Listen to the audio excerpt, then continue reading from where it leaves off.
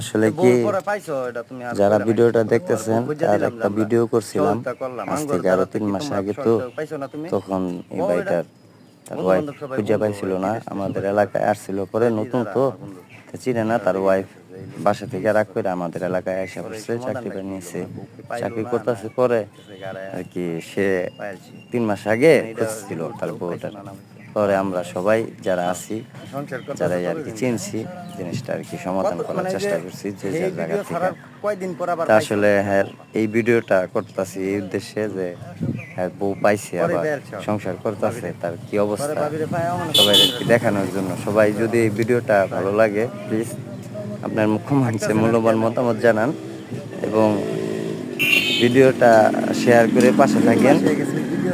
সবাই তার জন্য দোয়া করেন।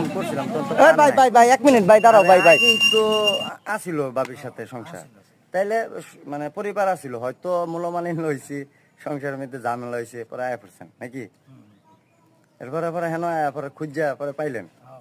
3 মাস ধরে যাক, আলহামদুলিল্লাহ, আল্লাহ সংসার রাখছে। হ্যাঁ, সংসার সুখে রাখছে আল্লাহর রহমতে।